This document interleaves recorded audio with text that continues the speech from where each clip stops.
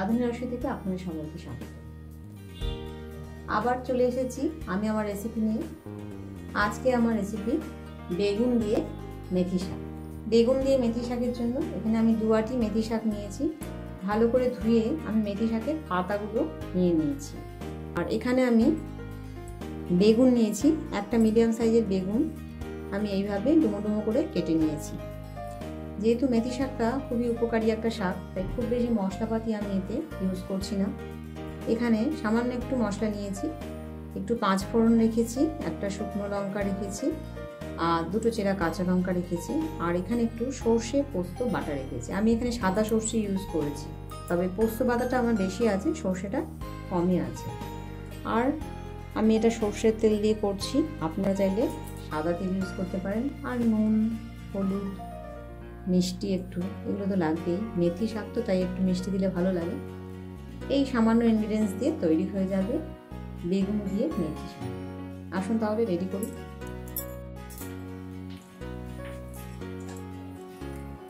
আমি এখানে কড়া বসিয়ে দিয়েছি। প্রথমে আমি কড়ার মধ্যে এই চামচের 2 থেকে 3 চামচ মতো তেল আমি এখানে দিয়ে দিলাম। খুব বেশি তেল কিন্তু লাগছে না, আর ওই চামচটাও আমার খুব বেশি বড় নয়, ছোট একটা চামচ।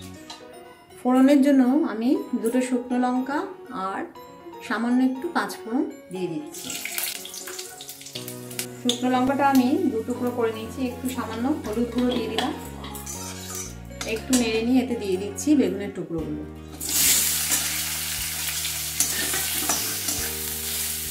বেগুনের টুকরোগুলো দিয়ে অল্প একটু নুন আমি হাতে করে দিয়ে দিলাম আন্দাজ মতো।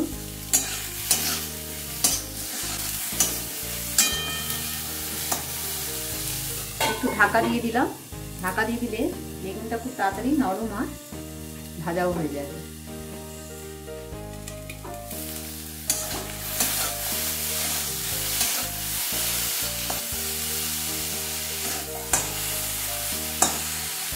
বেগুনটা হালকা করে কিন্তু ভাজা হয়ে গেছে আর একটু নরম হয়ে গেছে। আমি এতে মেথি শাকগুলো দিয়ে দিচ্ছি। ভালো করে বেগুনটা একটু শাকের সাথে একটু নেড়ে চেড়ে নিচ্ছি।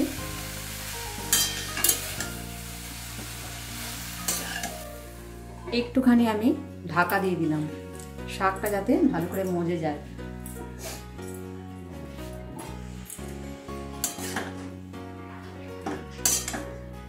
দেখুন শাকের থেকে কিন্তু অল্প অল্প জল বেরিয়েছে, আর শাকটা কিন্তু অনেকটাই শুকিয়ে এসছে।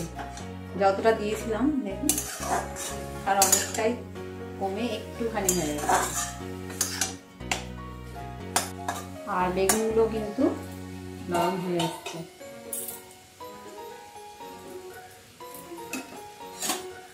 এটা তখন বেগুন ভাজার সময় 1 চিমটি মতো দিয়েছিলাম, তাই আবার একটু প্রয়োজন মতো একটু নুন দিয়ে দিচ্ছি। খুবই সামান্য দিলাম, কারণ আমার ওই সর্ষে পোস্ত মশলাটার সাথেও কিন্তু একটু সামান্য নুন দেওয়া আছে।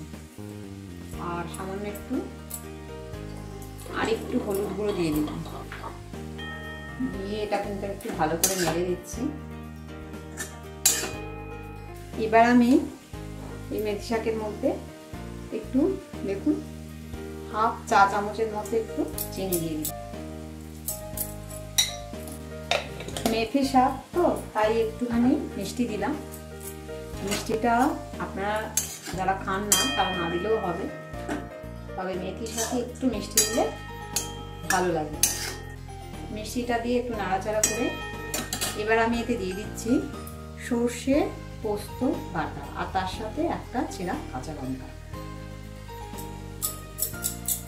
আমি এখানে সাদা সর্ষে আর পোস্ত বাটা এখানে দিয়ে দিলাম। এটা ধুয়ে একটু জল দিয়ে দিলাম।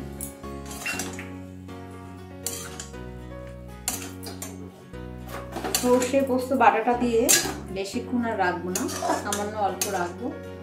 ওই জন্য আমি মিষ্টিটা আগে দিয়ে দিলাম। আপনারা চাইলে মিষ্টিটা নামানোর সময় দিতে পারেন।